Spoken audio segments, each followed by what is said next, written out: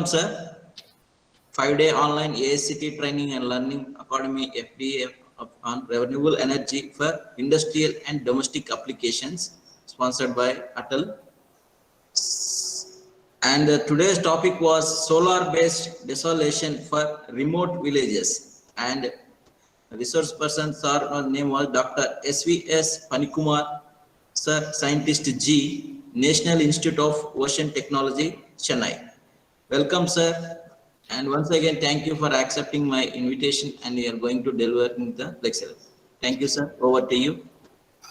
Thank you very much. I'd like to thank the organizers for giving me an opportunity for making this presentation.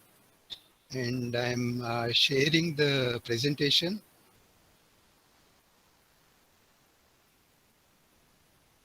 Can you see the PPT? Yes, sir. Yes, sir. Okay. Okay, sir. Okay. So, coming back to thanking, I am a graduate from JNTU Hyderabad. So it is a comeback for me when JNTU Anantapur asked me to present a lecture. So I thank organizers for giving me an opportunity.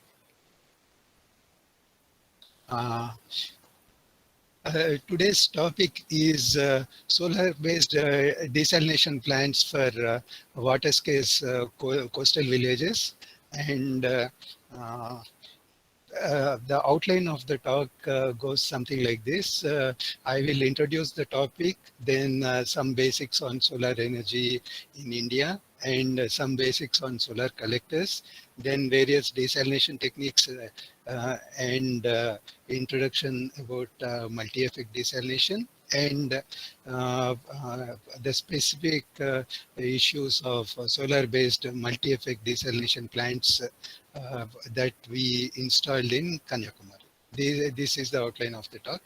And one request for the audience is feel free to stop me whenever you don't understand or you have any doubts, because by interaction, I think I maybe deliver better. Okay? This slide gives a brief introduction of what we do at National Institute of Ocean Technology. I belong to offshore structures and island desalination. We are in the middle of establishing low temperature thermal desalination plants in Lakshadweep Islands. And we also work on coastal structures. We installed a steel reef where we were able to restore beach in Pondicherry coast, Puducherry city. Okay. And we are also into demonstrating offshore structures for wind energy, where we installed what is it, a LIDAR-based platform in 25-meter water depth off the coast of Gujarat. And we are also in the process of installing 2 more such structures off the coast of Tamil Nadu, where offshore wind is picking up. Okay. We also have a separate wing for energy and freshwater, where we deal with large-scale desalination plants. We work basically with low temperature thermal desalination. I will cover the topic in the course of my talk. And we also develop deep sea technology, where India has a UN designated area in the middle of Indian Ocean, Southern Indian Ocean actually. And as a part of that mandate, we have to develop equipment that can go to 6,000 meter water depth. So we are into developing crawlers, underwater soil testing mechanism, then underwater remotely operable vehicle.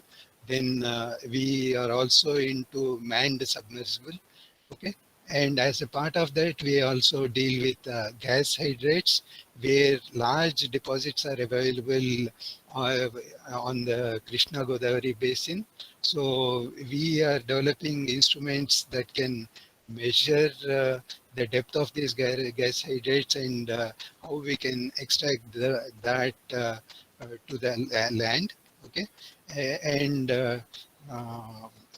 apart from that, we maintain the ocean observation systems, basically to predict weather, which is done by IMD, which is our system sister organization.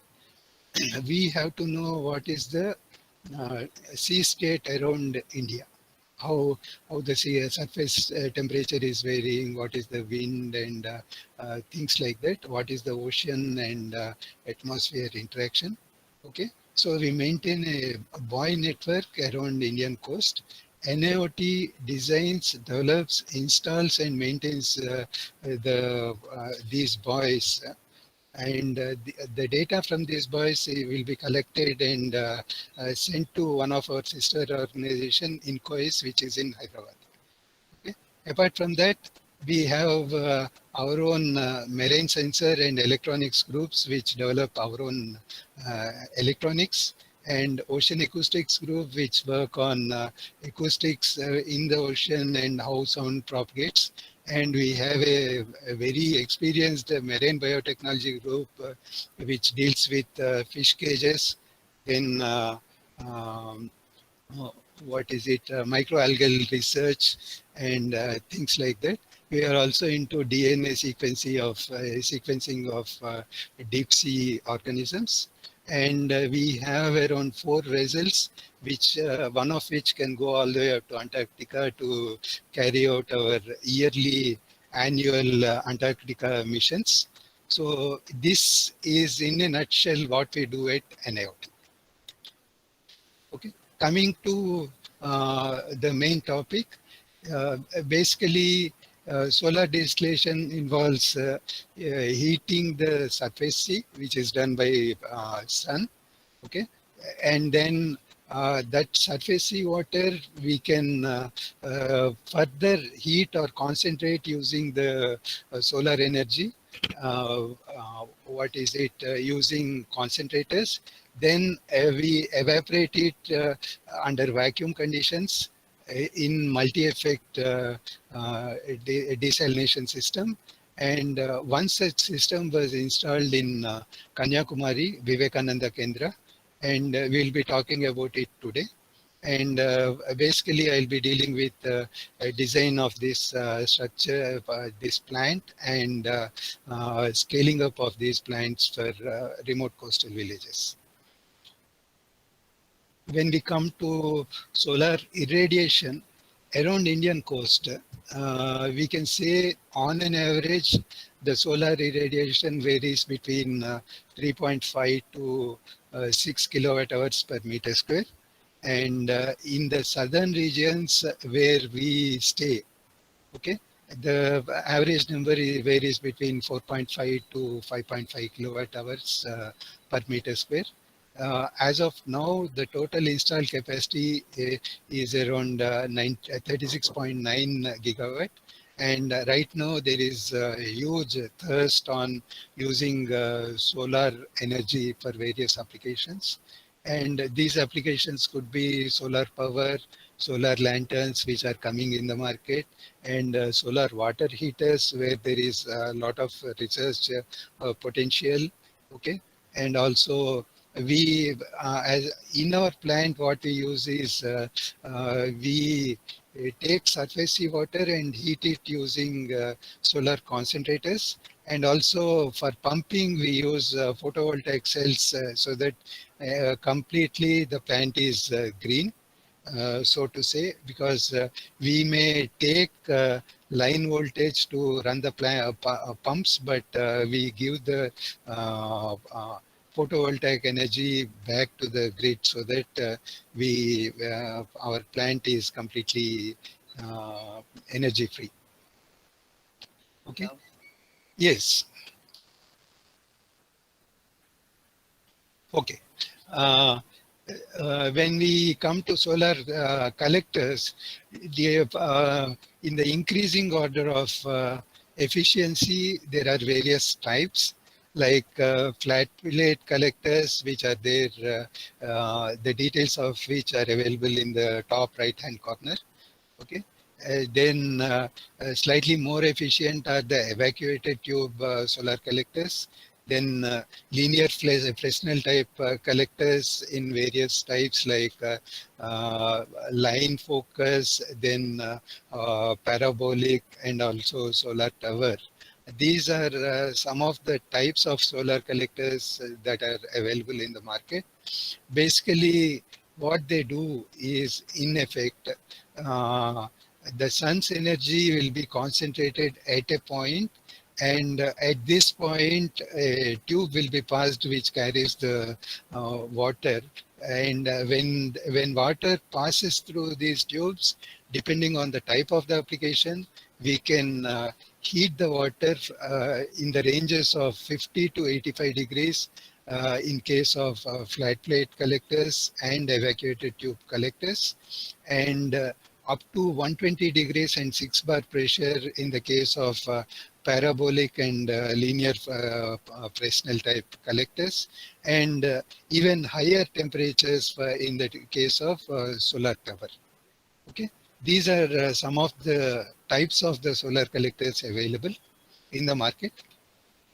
And as we know, sun rises at around 6 o'clock and uh, sets around 6 o'clock again.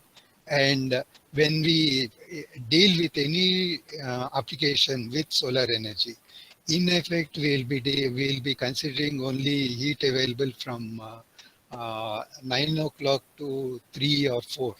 So we are dealing with only 6 hours of solar energy. So any application, in the sense, let us say the solar-based MED plant that I'm talking about, we are dealing with a capacity of 10,000 liters per day in the Kanyakumari plant. And in effect, the design takes care of producing 40,000 liters per day. You have to design that capacity so that within the available 6 hours, it can produce 10,000 liters within a day. Okay? And even within a day, because of the cloud cover and things like that, there could be some variation. So when we come to solar energy, usually the design philosophy is to utilize the available heat and try to maximize what is available. Okay. The linear Fresnel type reflectors, basically, they concentrate the solar energy at a particular point. The entire field is oriented in such a way that all the reflectors will concentrate towards one point. Okay. And then at this point, the water will be passed so that it can be heated. Okay. And these linear Fresnel type reflectors are most efficient in terms of various types available. And but one of the drawbacks is any small amount of dust will affect the efficiency of the collectors. And when we see various types available, there are solar tracking devices where within a day, when the sun travels from east to west, you can track it. Okay. Or within a season, when sun goes up and down the this thing, latitude, we can also track the sun so that we can maximize the solar energy. Okay. And these are some of the types available. And one more type is when we talk about linear Fresnel, we are talking about a field, as you can see here. Okay, where all the reflectors will concentrate towards a line. Okay, and Alternatively, we can also talk about a single pole where all the reflectors will be concentrating the energy towards a pole, which is called solar tower. This is in terms of availability, this is the device with maximum efficiency. Okay. When we come to cost, this is roughly the range of various collectors available.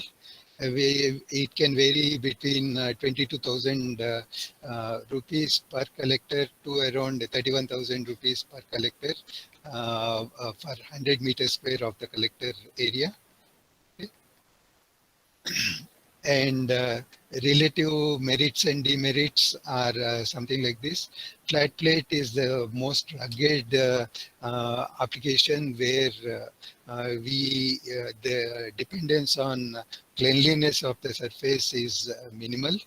Okay, heat generation is low, but it is reliable. Okay, cost is also low, and efficiency is low. Evacuated tube collector is a medium type collector where we can strike a balance between requirements for cleanliness and efficiency. Okay. It can heat up to 60 to 120 degrees. Normally, in the market, we can get easily the collectors which can heat up to 85 degrees centigrade. And parabolic trough collectors can heat all the way up to 120 degrees and 6 bar pressure. Okay, thermal efficiency is of the order of 60 to 80% for parabolic trough collectors, but they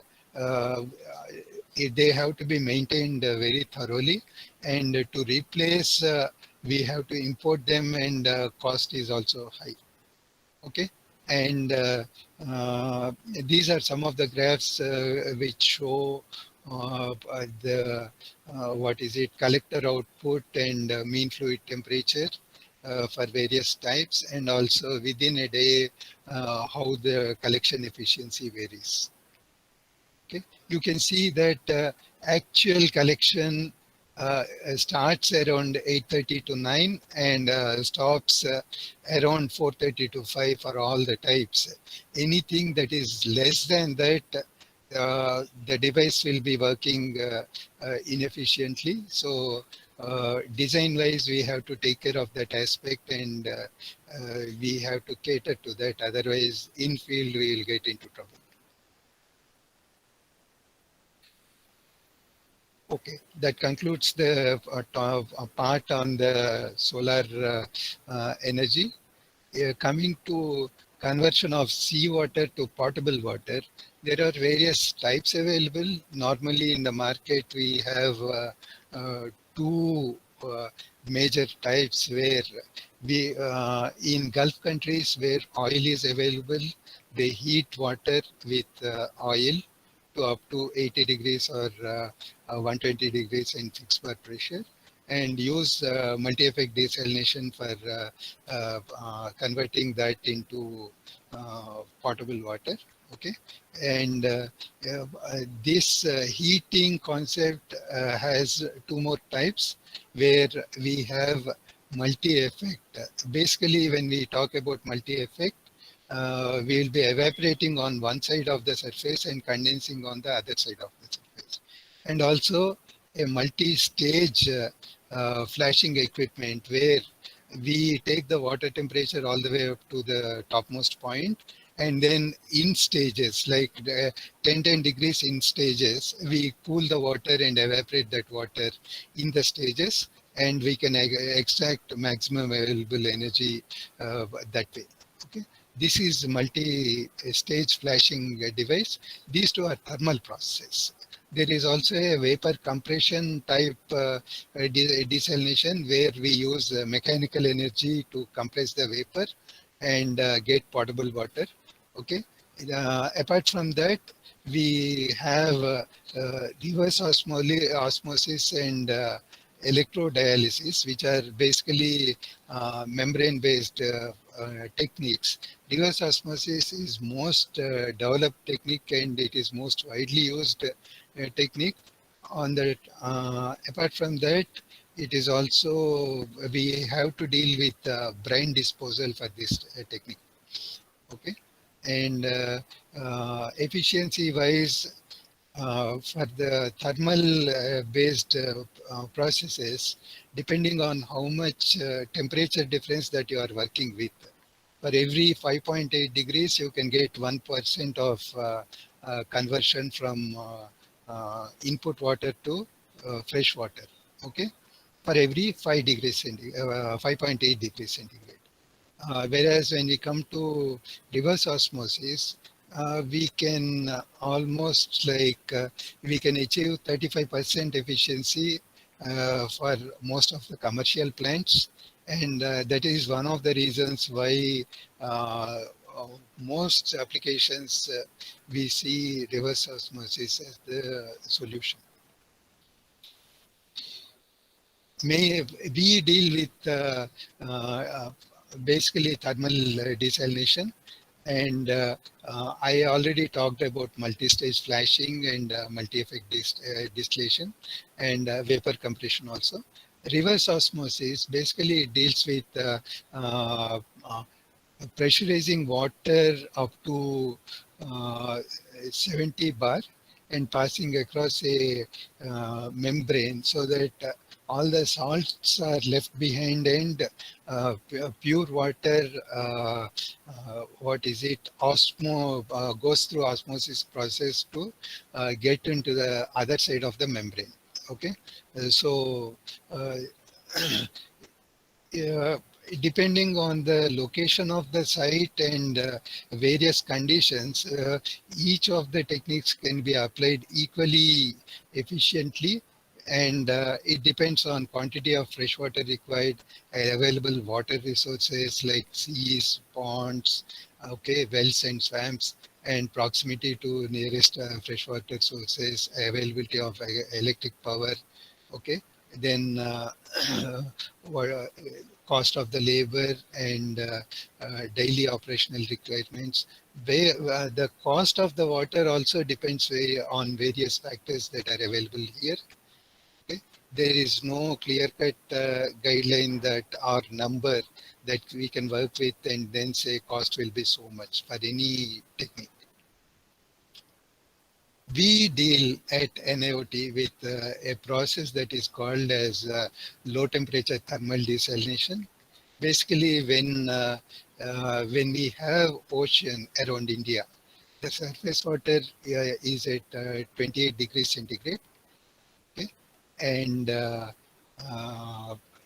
within the ocean, as you go deep, uh, the temperature of water reduces up to 4 degrees centigrade also at the deepest of the depths.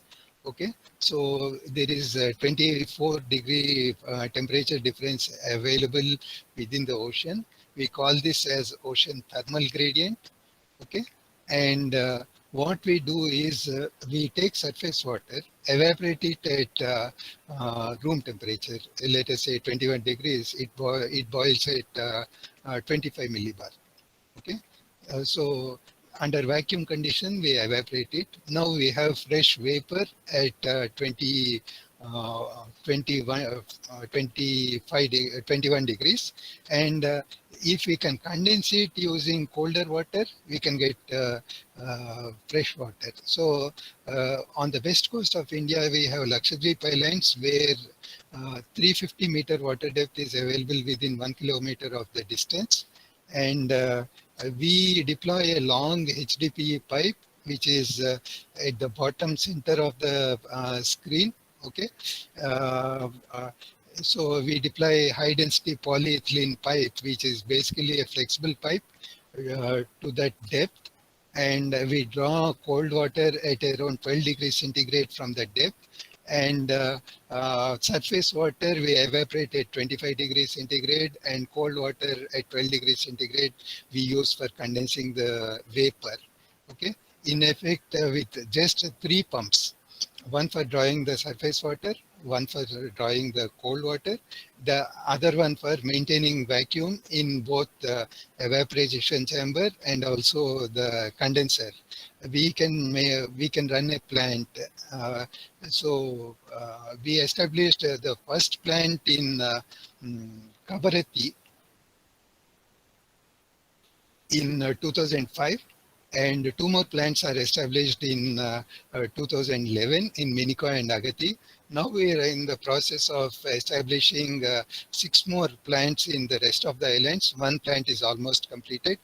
Okay, and these are some of the figures from this project. Okay, we have an evaporation chamber which we call flash chamber. Okay, bottom you can see in the middle of the cage we have a condenser. Okay, and the cold water pipe is at the bottom middle. Okay, and also this blue figure which where the cursor is right now, if you can see. Okay, we weigh the pipe up to say 25-meter water depth with concrete blocks. Okay, and the pipe configuration per se is on the middle left side of the screen. Okay, it goes from 5-meter water depth to around 350-meter water depth. Okay, the entire plant is completely designed and developed by NIOT with indigenous products, and also using local vendors, we install these plants. These are some of the details of the 6 plants that are coming up in the Lakshadweep Islands. Basically, we achieve around 0.8% conversion rate because we deal with only around 4 degrees of temperature drop in either side, warm side and cold side, because we don't use any artificial heating or cooling. We use the naturally available heat. Okay, and coming to the main topic, multi-effect distillation. As I was saying, multi-effect desalination deals with in the tube you have vapor passing in vacuum conditions across the tubes. Okay, on one inside the tube. Okay, and the raw seawater will be sprayed on the outside of the tubes. Because of the temperature difference between those two and the pressure difference between outside and inside of the tubes, water will evaporate on the outside. Okay, and by extracting the heat available from the cold side. Okay.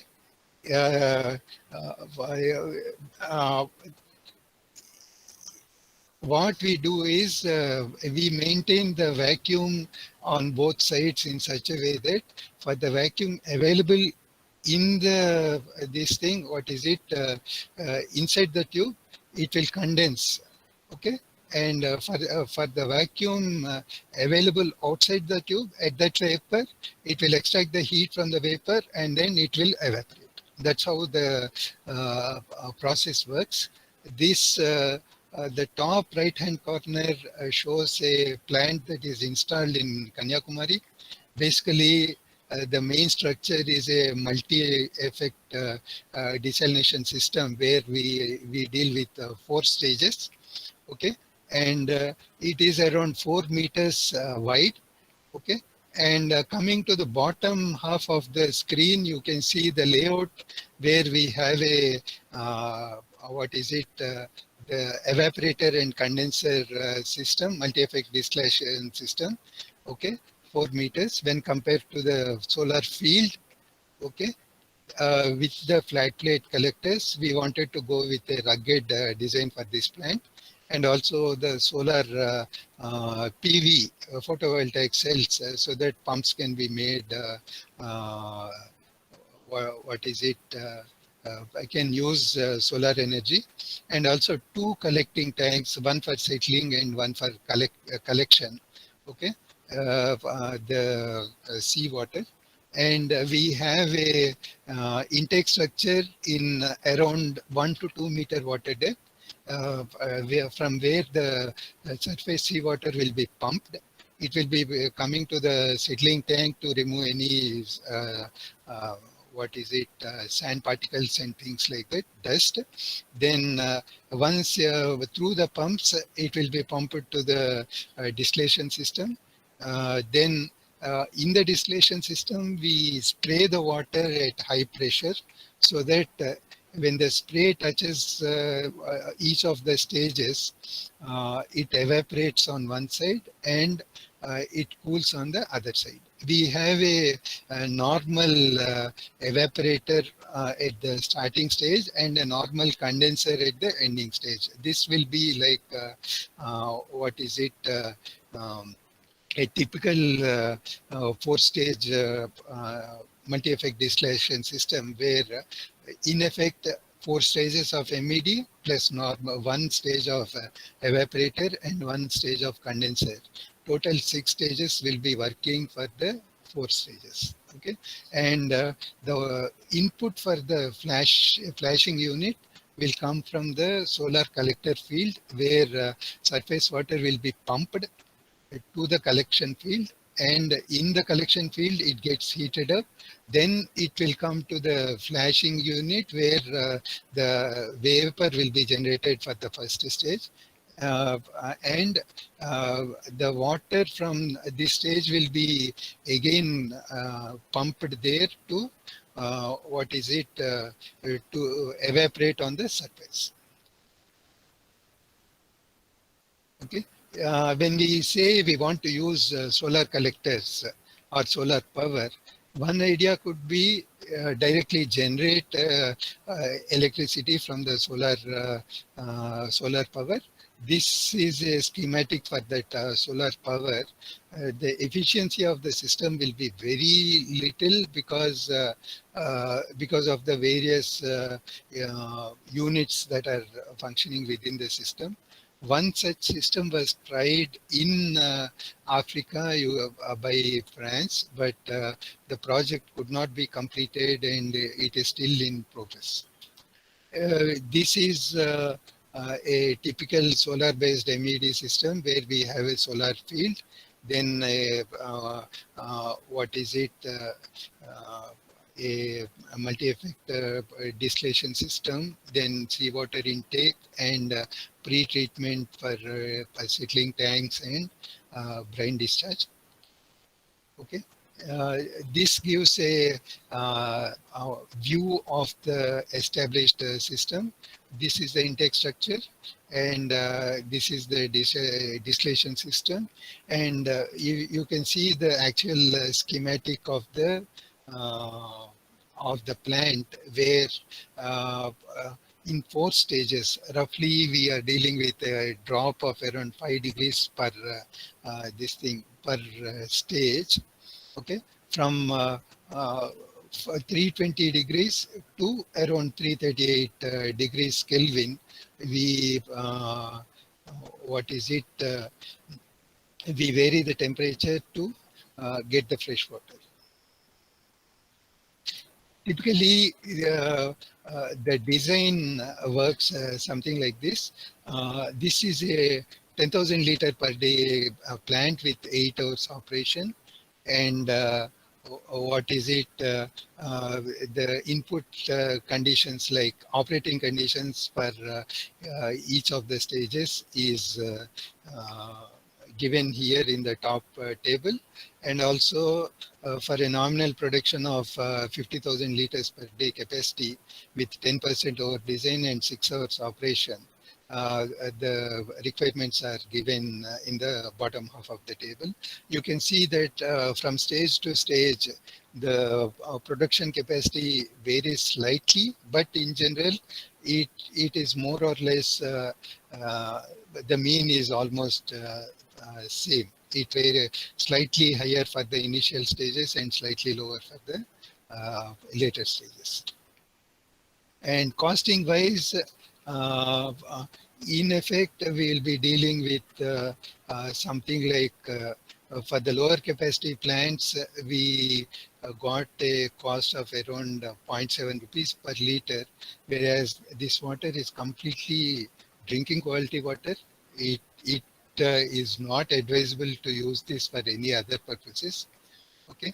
And when as the capacity increases, the cost will reduce. Cost reduces up to 0.47 rupees per liter. For higher capacity plants, we can even work towards lower cost. And typically, the cost for the plant, around 50% goes for the MED system, around 20% goes for the marine structures. Then solar collectors and PV consume around 15% and pumps around 12%. The operation and maintenance cost is very little, as we also find out from our experience in LTTD plants in the islands. Okay. This brings to the conclusion of my talk. If you have any questions, I will be happy to answer them. Okay, and basically for these plants, identification of the site is one of the critical thing, and also what is it, the nearness to the site and things like that. Normally, we operate on the basis of establishing the plant with public or private funding, and we will be hand-holding for about 1 year. And the local community will be taking over the plant after 1 year. Apart from that, on the academic side, we have a lot of research work that goes on in terms of sizing of the condenser, the various designs for flashing and things like that. Okay, and pumping, vacuum system design, and issues like that.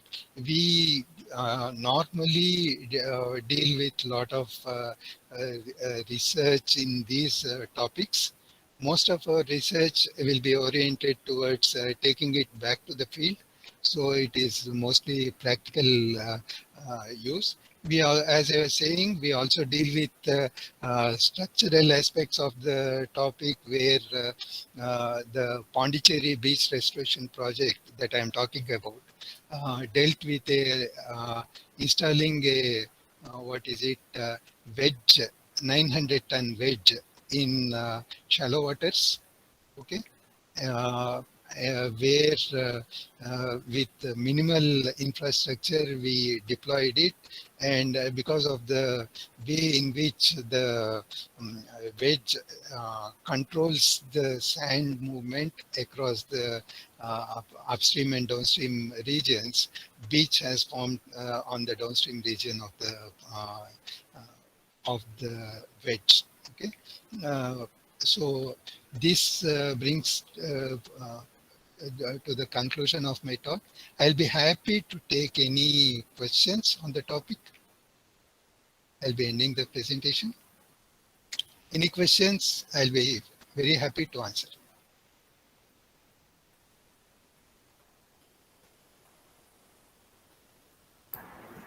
Sir, good afternoon, sir. Yes. Yes, sir. I think you have presented very well session, sir. Thanks for that. Sir, I have a small query related to the hybrid PV thermal, sir. We are discussing two things in a different manner, sir. That is PV in a one sector, thermal as a different sector. Why we are not merging together, and why we are not producing more effective panels? That is a research topic in itself. Okay. When you see, there is a limitation for the amount of concentration that you can achieve for solar energy. You can use whatever concentration that you want, whatever type of concentration that you want, but whatever type you use, you cannot make the receiver hotter than the sender. Sender means sun. Okay, there is a limitation in that sense.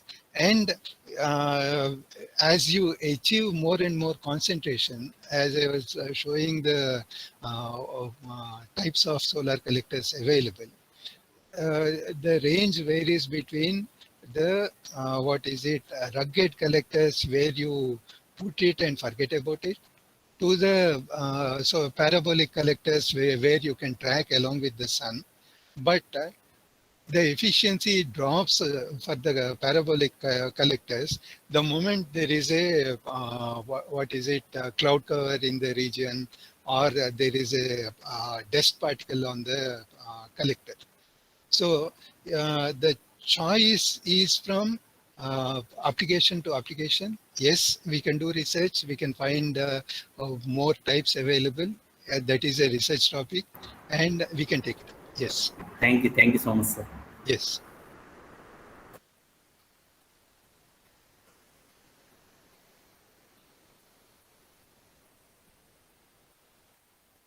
Any more questions?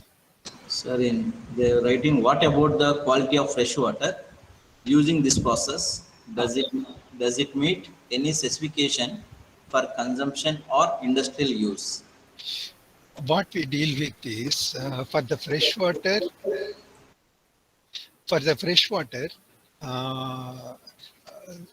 any freshwater source has to be compliant with IS 10500. Okay. As per the standard, the water quality should be desirable, should be below 500 ppm total dissolved solids, and allowable or permissible can be all the way up to 2000 ppm. That means dissolved solids, normally if you go inland, you have calcium carbonate and sulfate, calcium sulfate and things like that, magnesium carbonate also. Okay, these things which normally result in scale formation and things like that, they are allowed up to if they are below 500 ppm, it is drinking quality. In remote areas, if there is no freshwater source, you can also supply it up to 2000 ppm. What we supply at Lakshadweep Islands, it is like completely bottled water quality, mineral water, where the total dissolved solids, we have to add more salts to it so that we can bring it up to 180 ppm. Basically, you are evaporating water and condensing it. So literally, there is no salt in it.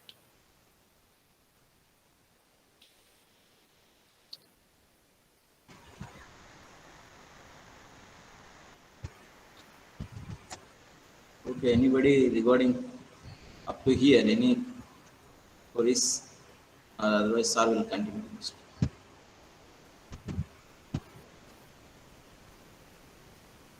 In chat box, there is one more question, sir. Okay. Is there any byproducts formation like salts during this process? Actually, by thermodynamics, okay, when you see the latent heat part of it, let us say I evaporate and condense 1 unit of water, okay, that 1 unit times latent heat, which will be around 2448 kilojoules per kg, okay, will be equal to the 1 unit of warm water that I use times the temperature difference that I am achieving, let us say 6 degrees, okay, times the specific heat, which will be around 4 kilojoules per kg Kelvin. Okay, 6 4 is 24.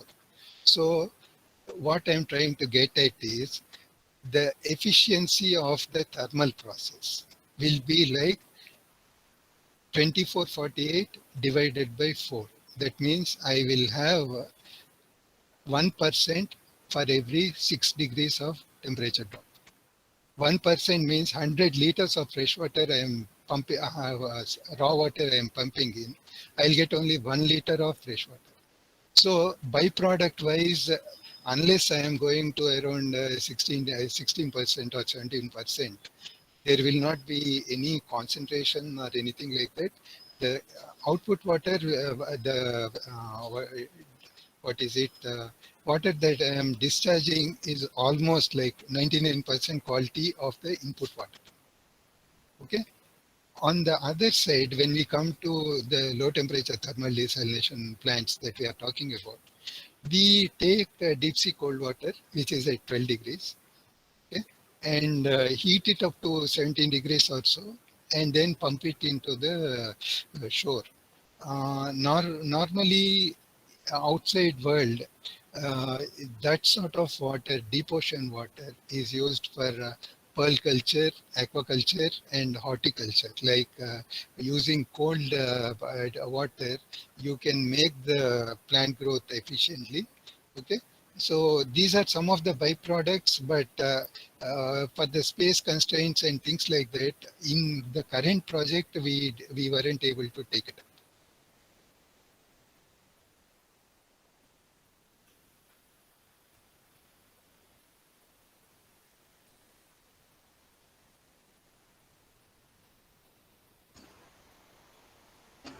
Any participants?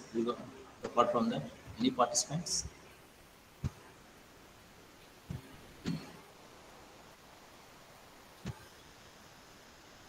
Okay, sir. Continues.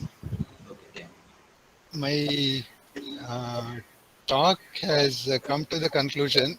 If you want any specific topic, I can explain. Or I have one more video where I can play.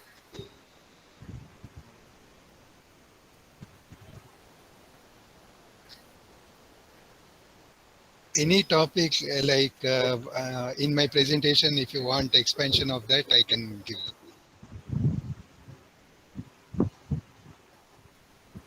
Solar collectors, you can explain, sir. Solar collectors types. Okay, let me go to my PPT and then Yeah.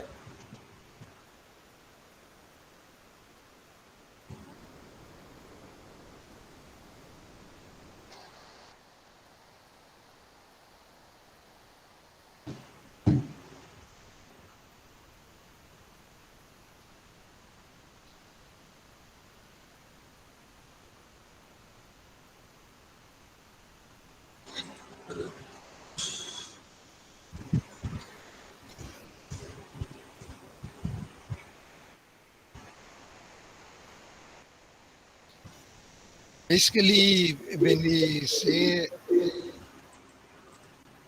yes, please.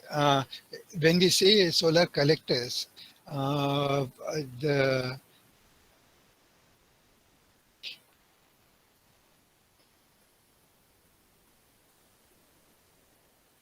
this is slightly non-orthodox. Okay, this is a flat plate collector.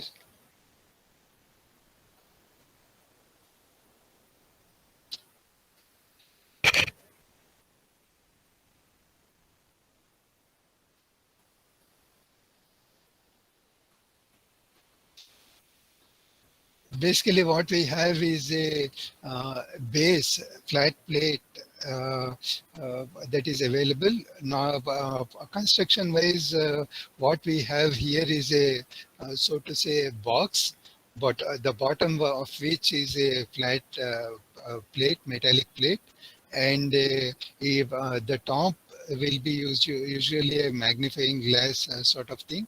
Okay, the water, surface water will come in small tubes. Okay, and it will pass from one side of the plate to the other side, and this entire unit will be facing the sun. And by the way, most of these collectors have to be oriented in such a way that depending on the latitude on which we are, okay, the orientation should be in such a way that it is in the north-south direction, okay, but to the horizontal, it is inclined based on the latitude at which we are, okay. So with that, we'll be able to get maximum uh, efficiency as the sun traverses from east to west. Okay, and coming to the uh, evacuated tube collectors.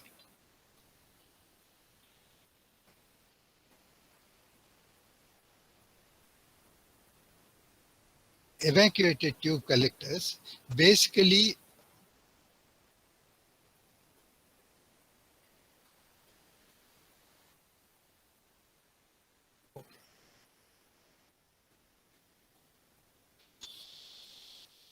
what we have here is, I was talking about a flat plate in the other type.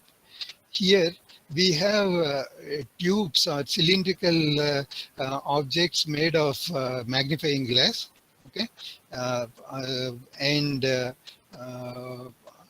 these cylinders, glass cylinders, are evacuated, and in the middle of it, a metal tube that carries water is placed. Okay, and when water passes through these tubes, it gets heated up because of the concentration effect.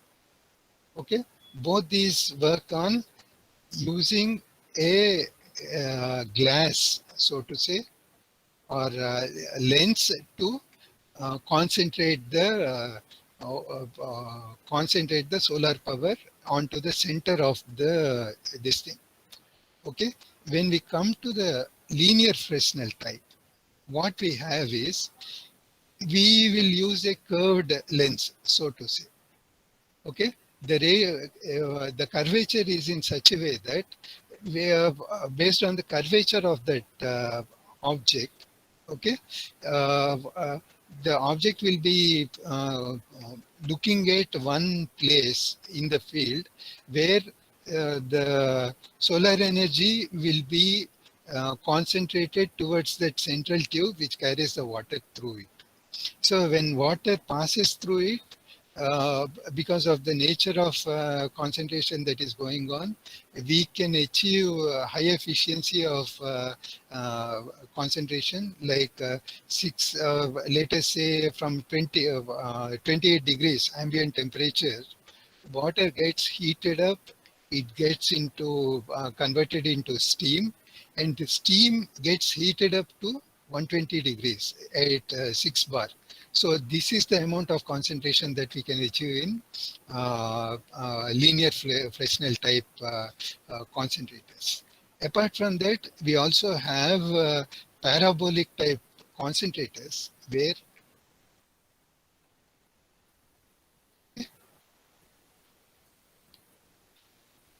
this is a parabolic type concentrator. Basically, it consists of what is it, curved surfaces which concentrate, instead of a linear location, they will concentrate to a central point within the panel.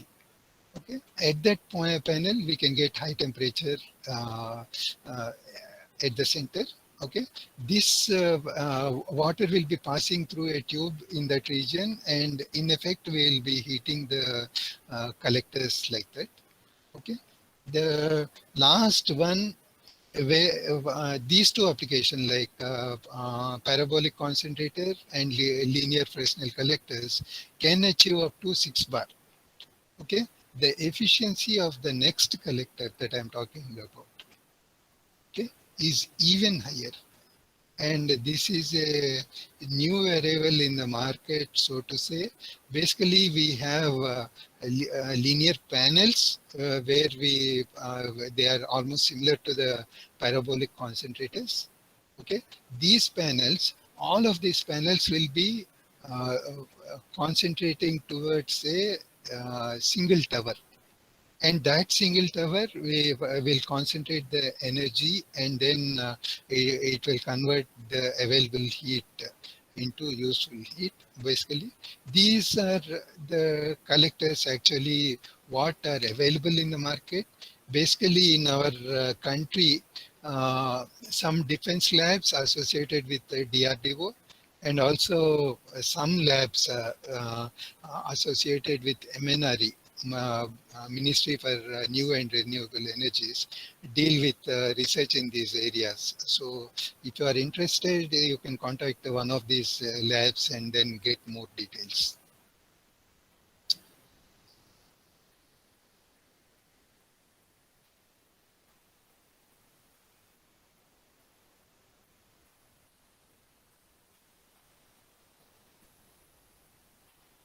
Yes, I hope that covers what you want to hear.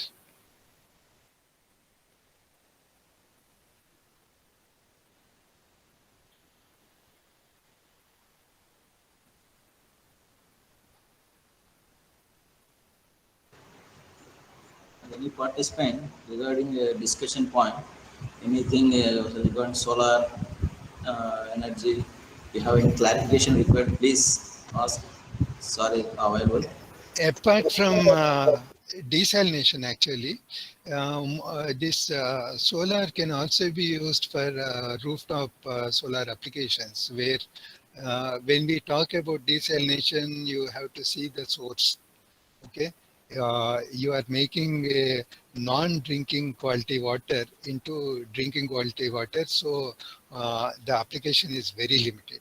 Okay, when you say I don't want to convert it into potable water, but I just want to let us say convert the available energy into heat. That's it.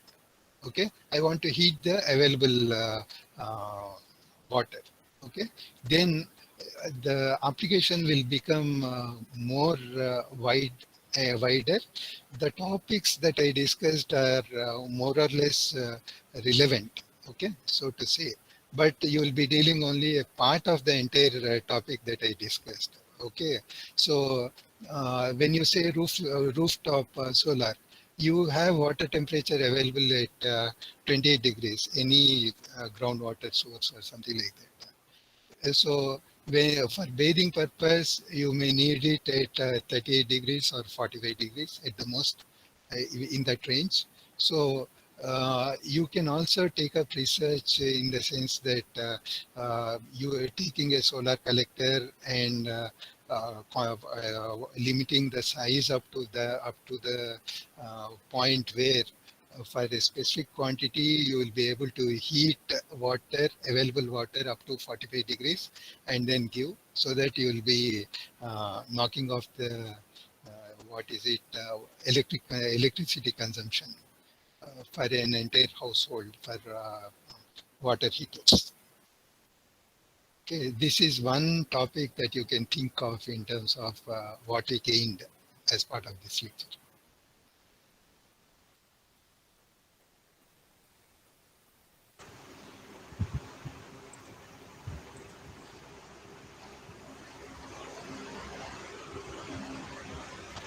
Yes, please.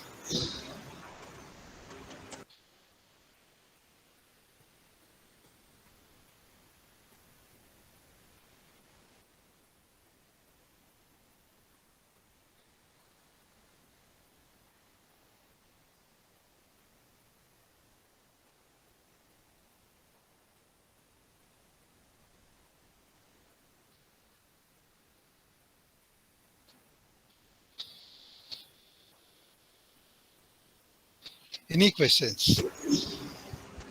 From participants, any questions? You have any clarifications required? Sir was available, please.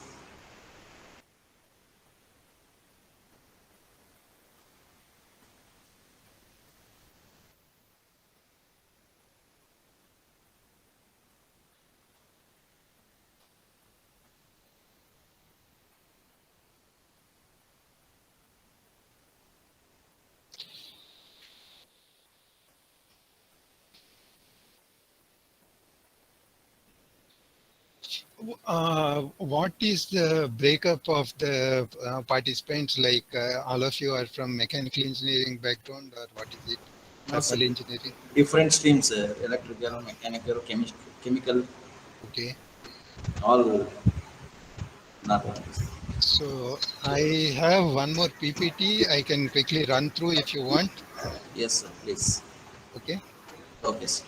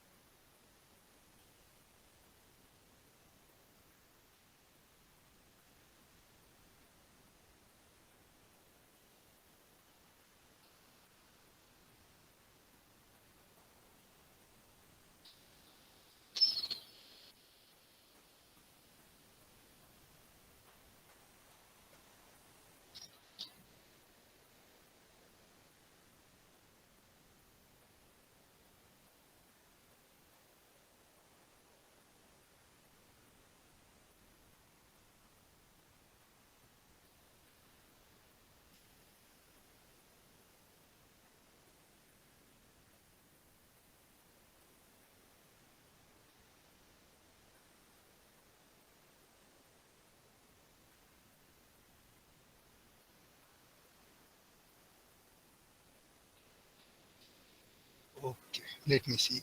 This is regarding the other aspect. Let me show, see if I can.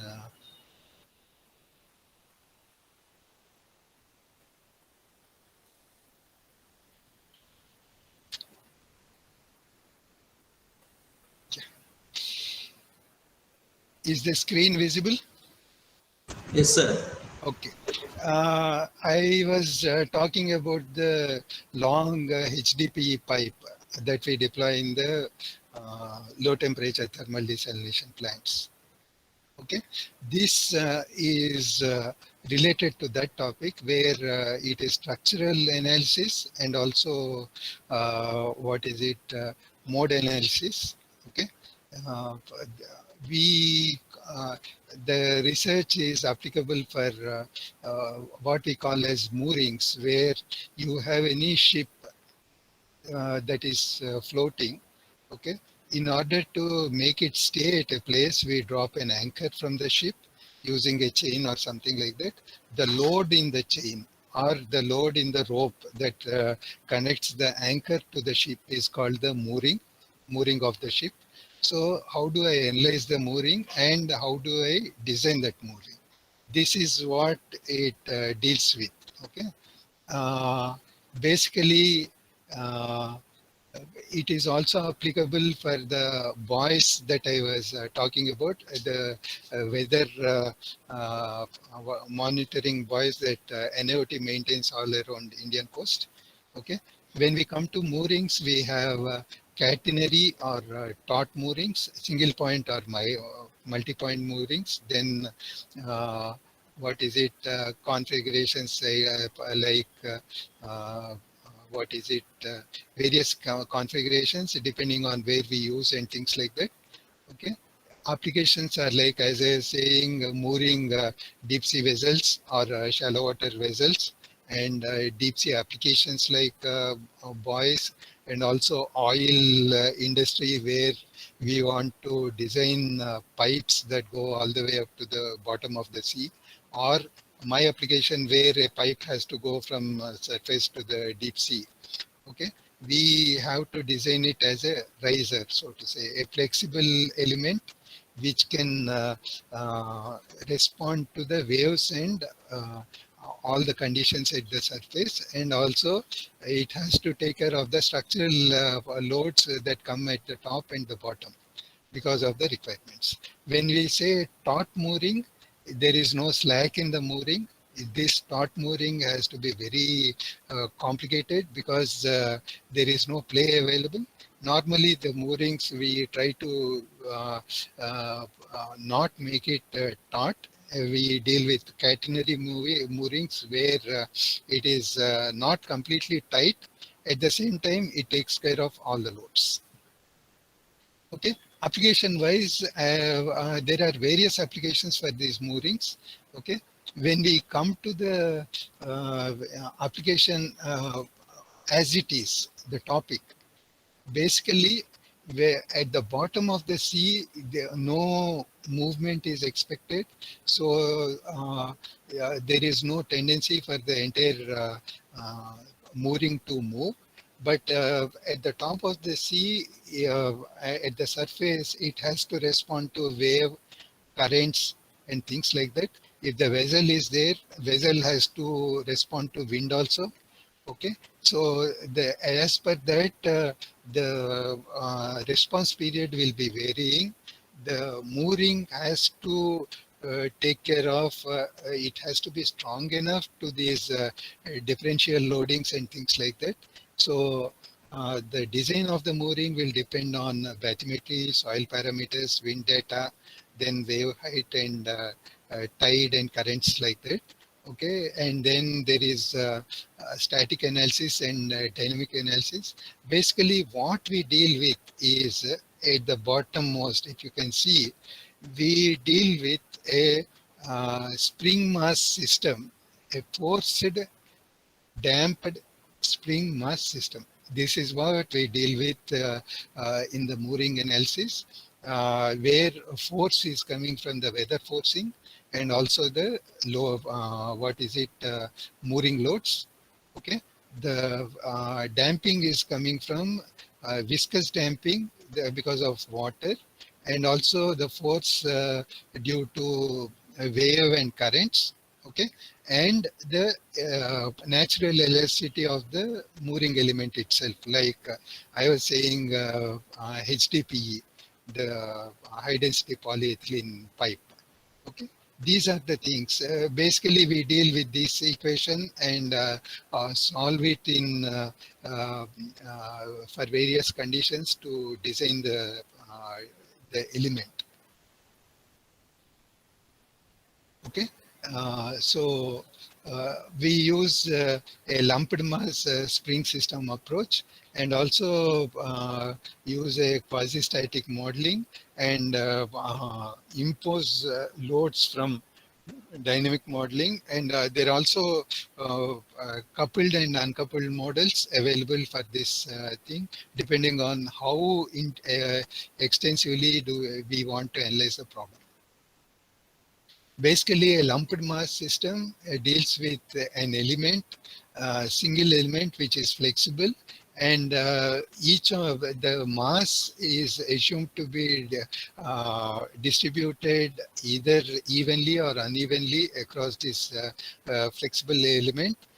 And by placing the mass and changing the elasticity of the elasticity or stiffness of the element, we can bring it close to the actual application, and by solving it we will get the design of the system. And the type of forces that we deal with is drag force, okay, and the lift force and the inertia force. These are the three forces. We also have what is it for each type of anchor, we have to consider how the loading will come into the element. Okay, we deal with those things also. Okay, then the mooring line itself will have various elements, like we have say a synthetic rope, or what is it, a wire rope, or a stud link chain, or a studless chain. Okay, then the materials used and buoyancy of the element, all these things will matter. Okay, then various components are used for either connecting, like shackles, swivels, and tri plates. Okay, so that load can be transferred from one point to the other. And swivels are also used to take care of in place rotation, so that elements should not fail due to continuous rotation or something like that. We use studless chains basically in ocean environment to take care of fatigue loading and avoid damage due to fatigue loading. Okay, and normally what we do is first we will carry out the static analysis to assess the requirement of the components, their weight and length and things like that. Then load various load cases for varying current, waves, swells, okay, and wind conditions, magnitude and direction will be analyzed. Then the critical configurations are identified, and by carefully manipulating each and every element of the mooring line, the safe design will be attained as per the requirement. We deal with stresses, allowable stresses, then allowable curvature in the mooring line, okay, fixity of the anchor and allowable movement for the anchor, okay. In some cases, anchor can be allowed to slip so that larger damage can be avoided, okay. Then behavior of the buoy and things like that. All these are the parameters that we need to be dealing with. And watch circle of the buoy, limiting environmental factors and things like that. Okay, and one such thing I am talking about weather buoys. Okay, what happened is near Rameswaram, the area is called as Gulf of Mannar, and it is a biosphere reserve area. Okay, under UN mandate, this trust had to demarcate the entire area, and as part of the UN program, they went ahead and procured some marker buoys to take care of the demarcation this thing activity. Okay, one of the points that they missed is the variation in the sea level because of the tide. Uh, because of the what is it gravitational forces, because of rotation of earth, so to say, place of sun and relative position of sun and moon, the water level will increase along the coast. Okay, and normally the range in Gulf of Mannar area will be around 1.4 meters. Okay, so in effect, the total length that is needed has become shorter, and when they executed the project, they ended up with all the buoys floating, or the entire area not visible, whatever is demarcated. They came to us and we had to analyze, and we gave a solution for them. Okay. This is one more case where the various cases are analyzed for the market buoy, and proper design was provided to them.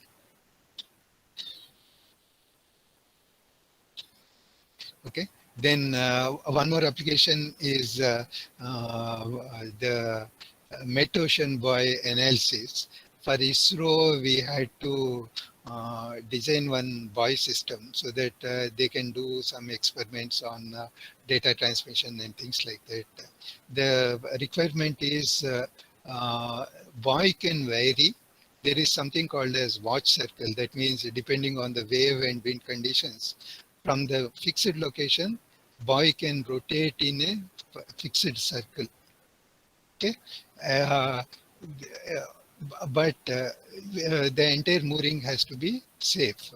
What we have done is we have designed a system where the top half is completely load free, and bottom half is it is completely with tension, so that at the middle layer we have a swivel to take care of rotation, and also that swivel is attached to a subsurface floats. Okay, so that when at that location these floats will be trying to break out and come up, and because of that load, the entire half from that point to the mooring, okay, will be under tension, and it will be vertical because the floats will be trying to come up vertically. Okay, so this mooring is called as an S-type mooring. We designed and we gave it to them. These are the three configurations where typical NIOT buoy and this ISRO buoy, and where we changed the design from ISRO proposed to the NIOT proposed, and this is analyzed and given to them, to ISRO. These are some of the things that we can do with the mooring analysis. What we deal with is basically the load stresses in the mooring line. That is one parameter that we consider. Okay. Then the second parameter is because of the various size and weight and things like that. Okay. What are the response amplitude operators? That means per unit wave. Okay. How much heave will be there. Any floating object will have 6 degrees of freedom, like what is it, movement in all the 3 directions and rotation in all the 3 directions, the 3 axes. Okay, so we analyze all the 6 degrees of freedom and ensure that they cater to the requirements. The mooring analysis will depend on the on these parameters, and depending on the application, we will arrive at the correct mooring. Okay. Then coming to the application that I handled in the earlier lecture, the HDPE, high density polyethylene pipe, it comes in 12-meter sections. For a 12-meter section, it is very rigid. It will be very difficult to bend it. But make it into a 1 kilometer long pipe. It can take all sorts of shapes, like the one I showed some time back. I hope some other figure is available, okay, so that you can get an idea. Okay, the pipe size is around for the plants that we are working with in Lakshadweep Islands, it is 630 mm in diameter. Okay, we use a SD, what is it? 9.1 pressure rating pipe, which can work safely at 6.3 bar. Okay. For that requirement, the thickness of the pipe is around 31 mm. Okay, it is half a meter in diameter, almost like 630 mm, and 31 mm in thickness. And it is very rigid in 12-meter sections, but it can take all sorts of shapes in a longer length, like a typical lengths that we use for the island desalination projects is around 1 kilometer. Okay, what we do is we take it in 12-meter sections, and this is a view of the Agatti plant that we installed in 2011. Okay, and these are the 6 plants that are coming up. This is the configuration for the plant. When we see in the shallow water, it is attached to a sump which houses the pumps in 5-meter water depth. Up to 20 meters, the pipe is heavily weighed down. Okay, and then from 20 meters to the 350-meter water depth, it is weighed down only at 2 points. One, the first is at the shallow end, 20-meter water depth, and the next is a deeper end. So it is like an inverted bow, which is under tension because of the buoyancy it will be trying to coming up. And the design involves design of this structure for all the wave conditions. Like typical island condition in a storm season, you can expect a 5-meter waves. You can also have something that is called as a swell, where locally the sea will be swelling up to 1 to 1.5 meters. Okay, and at a frequency of 1 minute or 90 seconds or something like that. Okay, so when the sea swells up, the pipe also has a tendency to come up. So it has to be designed for these conditions. Okay, and terrain wise, these are some of the terrains that we deal with typically in these islands. It is very rough. Okay, it is coral environment. HDPE per se is soft, so we have to weigh it down and ensure that no movement is there in the shallow water region. Okay, and these are the conditions for which we design this pipe: 2-meter wave height and 3 meters, 4 meters, and 5 meters. Okay, and currents of 0 to 1.5 meters per second. Typical wave periods of 1.2 12 seconds. Okay, we use some software to analyze various conditions and monitor the effective tension, then stresses, and also curvature of the pipe.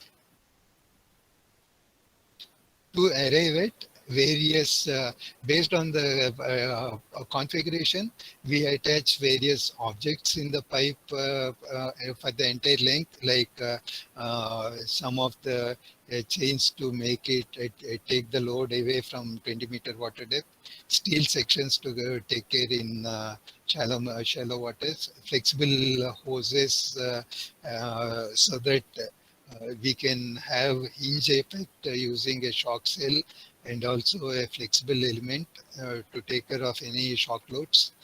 Okay, and also anchor using a dead weight. Okay, this is a typical pipe. Okay, and if you can see this cursor in the middle of the left hand, in the bottom left hand portion, this is a floating pipe. Depending on the wave condition, this can take any shape. And bottom, these are some of the elements that we attach to the pipe. This is highly involved in the sense design is very critical, and also implementation wise we use various divers up to 20-meter water depth, and also crane barges so that we can lower the weight at the deep end.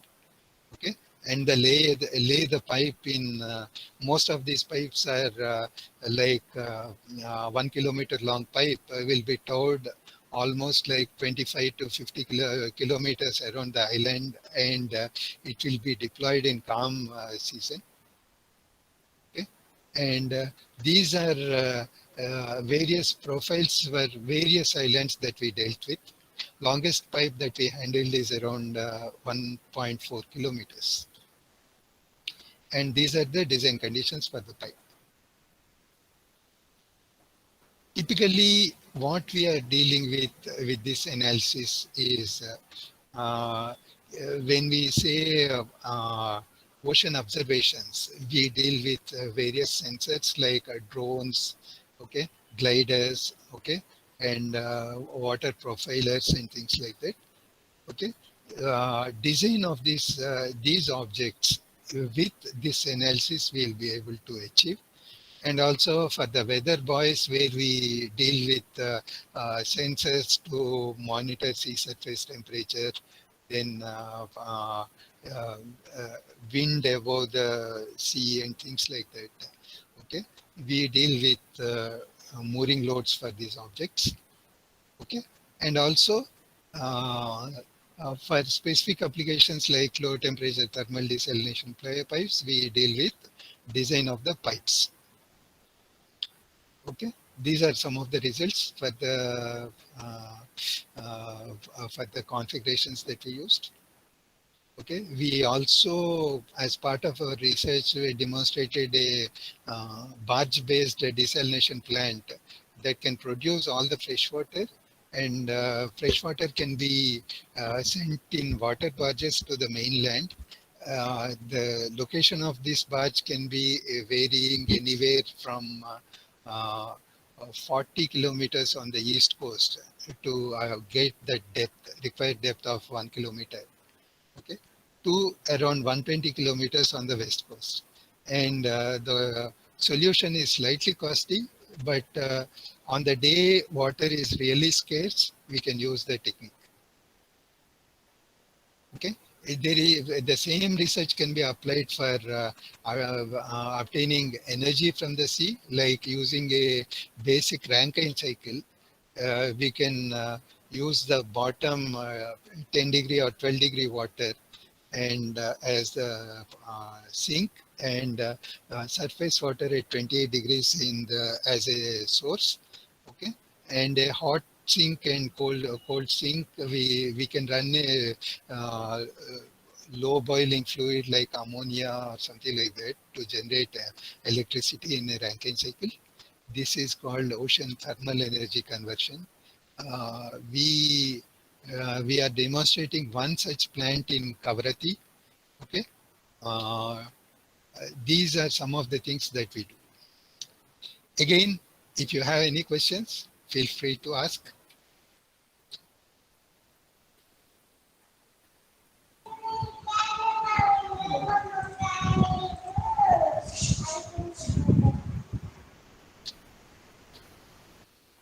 Yes, please.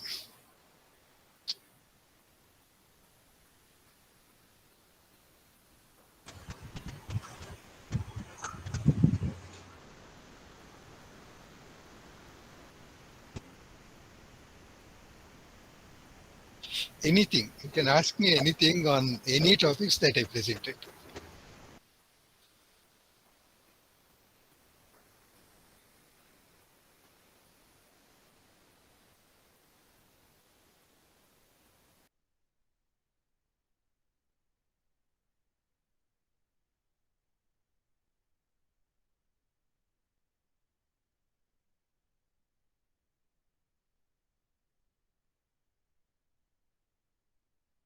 Your participants, regarding anything you have queries, please make to ask, sir was available.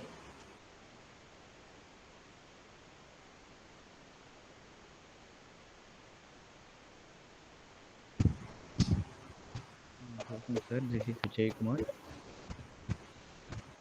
Yes, sir. Hello, Tell me, sir. sir. This is audible, sir. Yeah.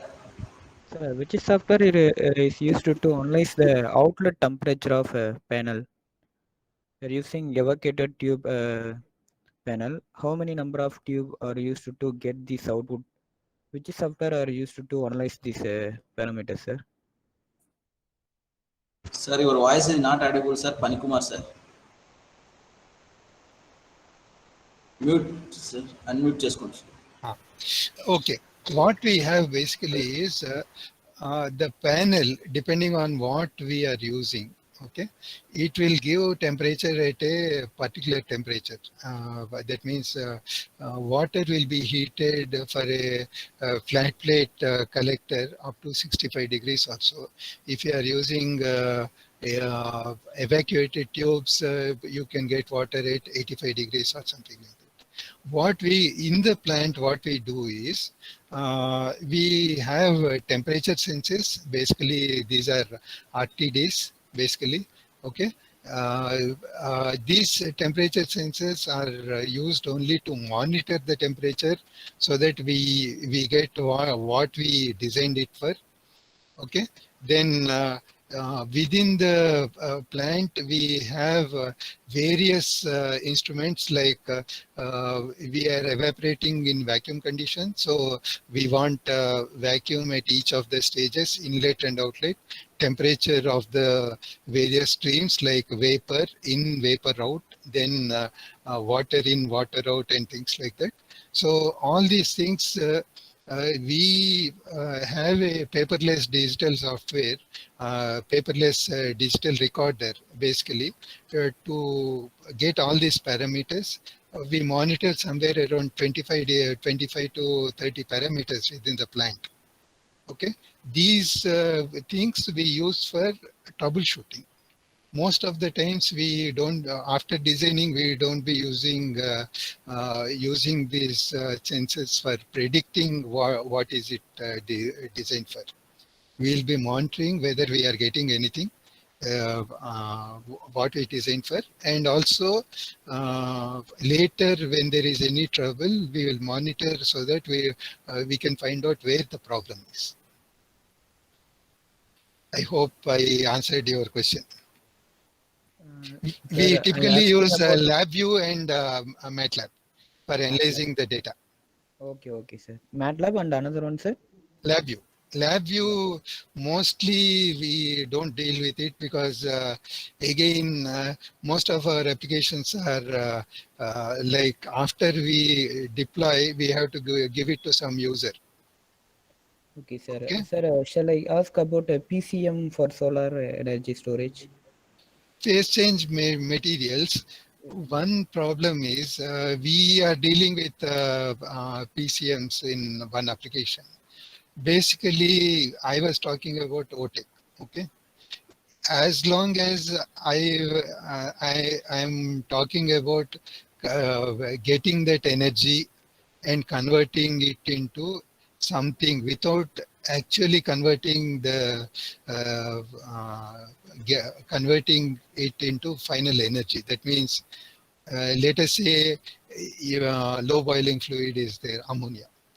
In the Rankine cycle, I am condensing it at the lower end and evaporating it at the higher end. And within the cycle, I am extracting heat, energy, and running a turbine. When I go from end to end, the efficiency of the OTEC cycle drops to around 3%. That's it. When the temperature difference is between 10 degrees and 28 degrees. Okay, so phase change material, yes, we can deal with it. Okay, but ultimately, what is the cost and what is the effort and how much effort, energy are you getting it back? Right now, any research on phase change is stuck in these topics.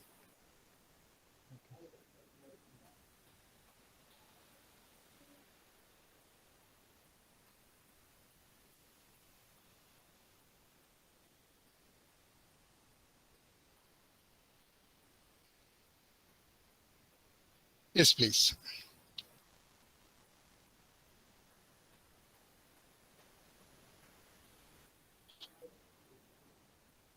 Okay, sir. Thank you, sir. Thank you.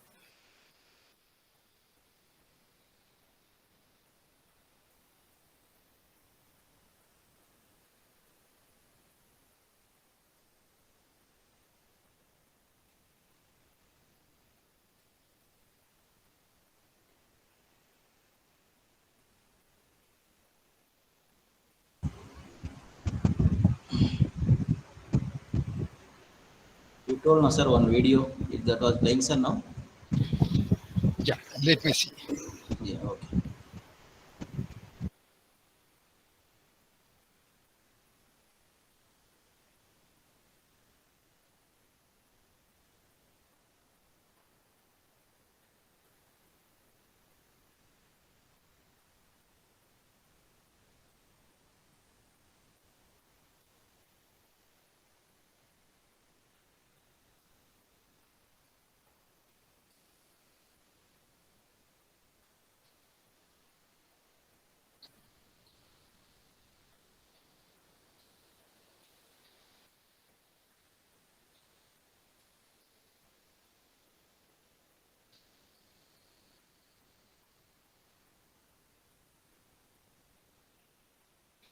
This video is about the LTTD plants that I talked about. Okay. And tell me whether you can see the screen and hear the audio properly. Audio is not visible, sir.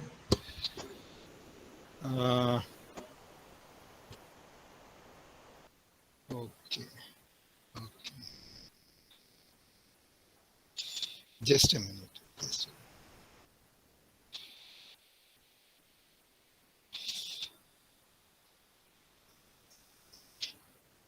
a minute. Let me, this thing, basically,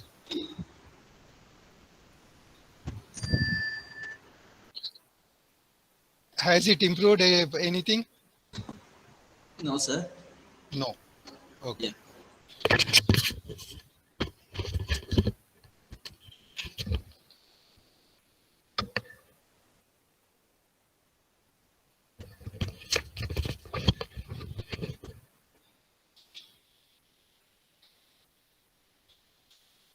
For the audio, I'll be, this thing, what is it? I'll be giving because I don't know, from video to this thing. Yeah. Okay. Basically, these are our activities. Okay. It is a repeat of what I presented. Basically, the first plant we installed in Kavaratti, okay, in 2005, and later we installed in Agatti and Minikoi. In 2011. From 2005 and 11, in these islands, the plants are supplying continuously for drinking water in these remote islands. Basically, the plant consists of evaporating surface water, okay, in vacuum conditions, and using the deep sea cold water, okay.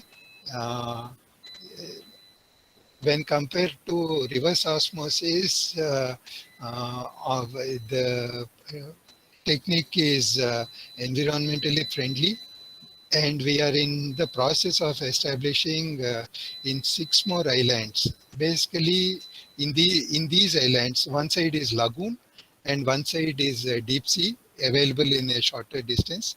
So on the eastern side, typically we deploy the pipe, and for some islands, the bridge distance to 5-meter water depth is longer. So we have a bridge, and the plant building also is in water for some islands, and for some islands the plant building will be in water, in shore.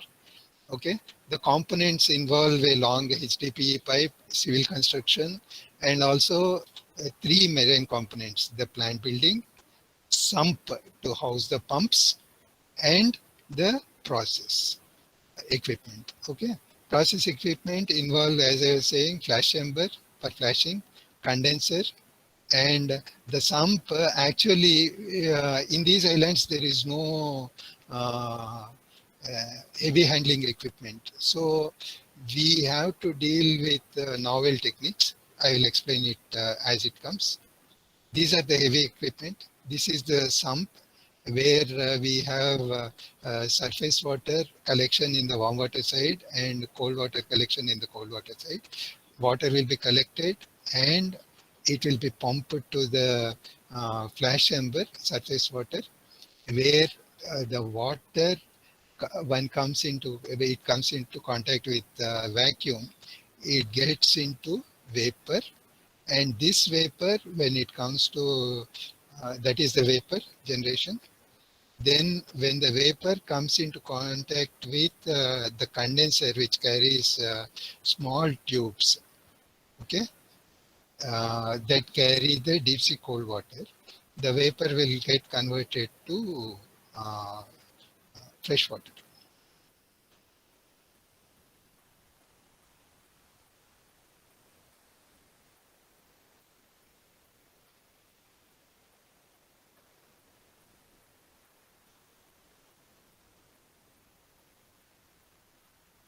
Okay, then these are the equipment. That is a vacuum system panel.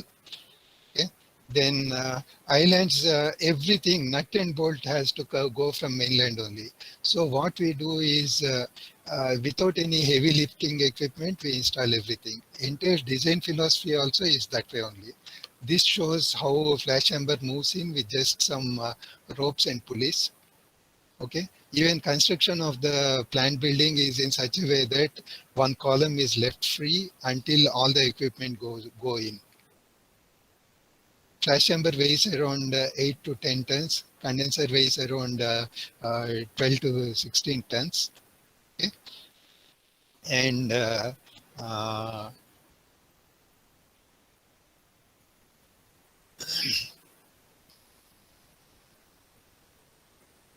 okay, after they are placed, the final construction will be taken up for the building. Then this is the cold water pipe, shallow end region where we have this thing, and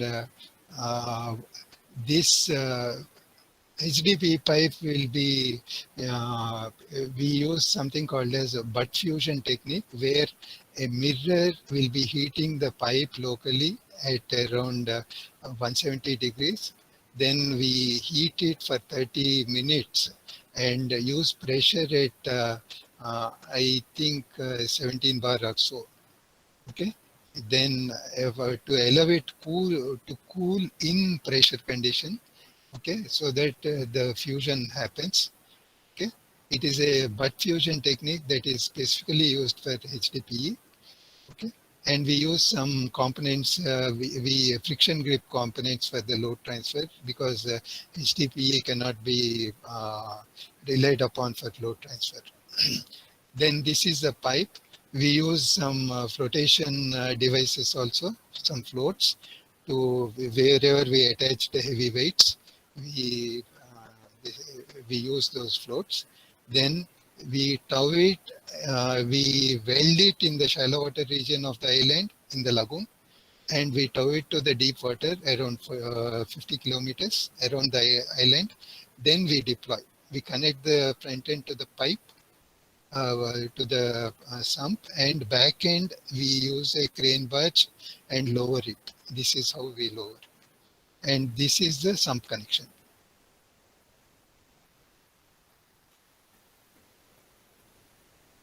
We use divers to locally install some concrete weights in the shallow water region.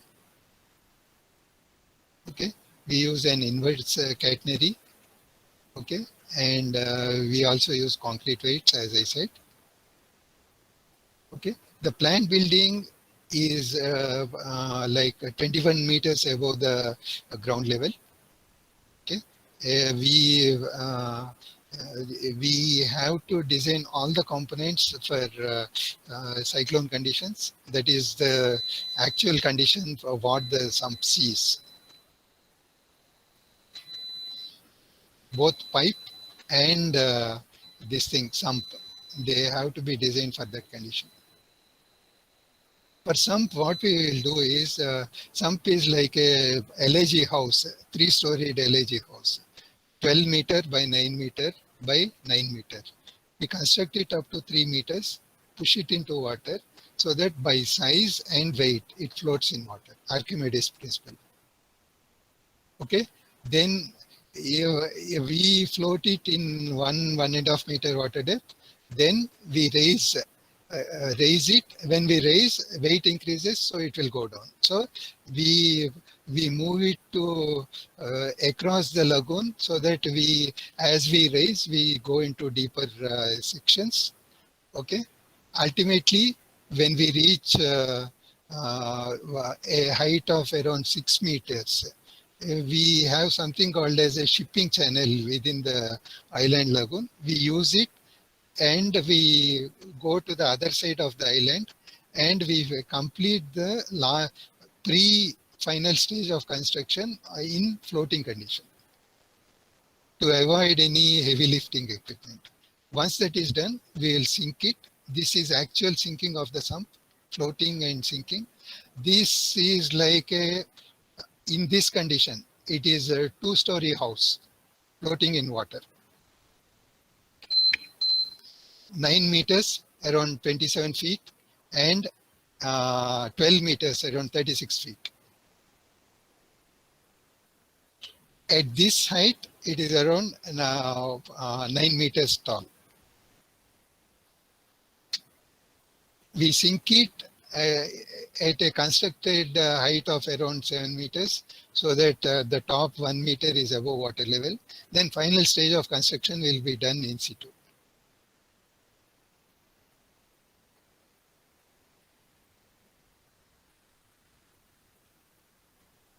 Okay, this bridge also, it is a 200-meter long bridge.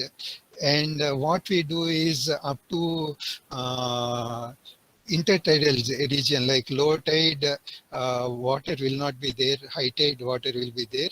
Up to that height, we raise the footings on stage. Then after it reaches a height, we will lower it. Okay. Then deep water piers beyond a depth of around 1.5 meters or so. Okay, what we will do is we treat them just like a sump. We float them, then we bring it to the other side and we sink them. Then we lay the deck in situ. This is the actual condition in which all these piers they have to withstand. So all these piers and the sump and the pipe are designed for these conditions. Entire construction is done without the help of any heavy lifting equipment. The maximum that we use is like a 30 per ton, 10 or 20 ton chain pulley block. Okay, we have to complete the entire project with these limitations.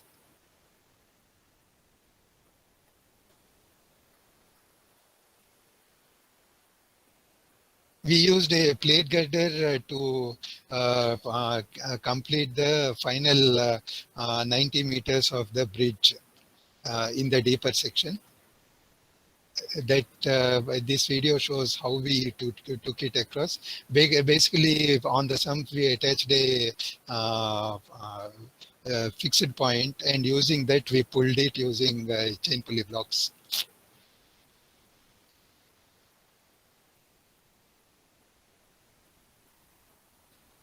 Deck is constructed in situ by putting scaffolding materials and things like that.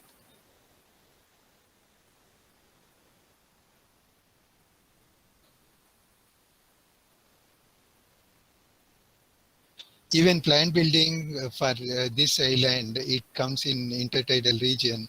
So footings are done in situ, like stage footing, then lowering, then raising stage by stage. Okay. The topmost point at the top of the staircase reaches 22 meters above the chart datum. That means 21.5 meters above the sea level.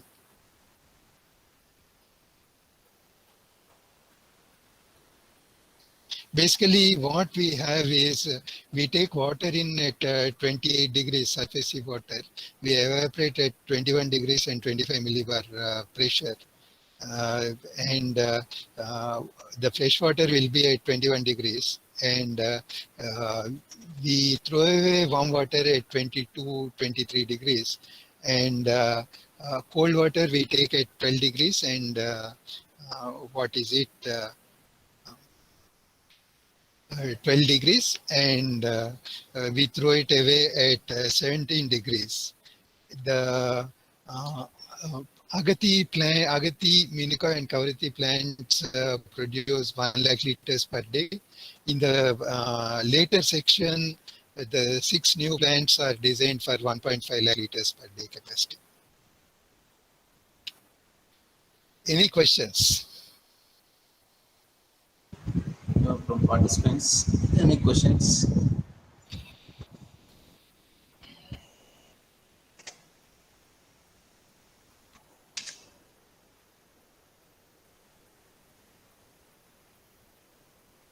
Okay, sir. Yeah. Participants are. Thank you, sir, Okay. for accepting our invitation and making a very good delivery on solar-based desalination for villages. Once again, thank you, sir. Thanks a lot for giving me an opportunity. We also guide MTech projects if you have any. Definitely, sir. Collaboration wise, we can think about it in the areas that we are working on. Okay. If you have any queries, you can contact and we can go from there. Yes, sir. Thank you, sir. Thanks a lot for giving me an opportunity. Thank you. I'll be disconnecting. Yeah. Yes, sir. Sure. Okay, sir. Thank you. Thank you. Okay. Okay, participants, attendance link are shared. If anybody missing, please fill the attendance link. Once again, I'm sharing in chat box.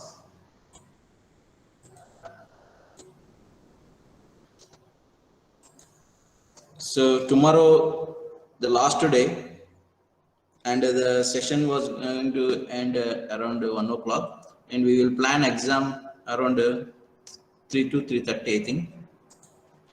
So it was compulsory in order to get certificate. So it is going to be mandatory for getting certificate. You have to attend the exam. So the link will be shared in Google chat box. So it is going to be 20 questions and 30 minutes. So please make to attempt. And okay, if anybody missing, fill the attendance link. Another 15 minutes it is going to be available. Okay, tomorrow 9 o'clock we will meet. Nice session was IIT professors, Chennai, IIT Madras, and one more IIT Tirupati. So there will be 2 sessions that it is going to end the program. Okay, thank you. Sir, examination exactly at what time, sir? Link? 3 to 3:30, sir. It will be posted to 55 around that one link. Okay. 2:15, sir? 3 o'clock exact timing we are going to start, but we will posted the link around 2:50 to 2:55. Okay, sir. Thank you. So please make to attempt. It was mandatory. In order to get We know that, sir, because we are also conducting the program, sir. yes, sir.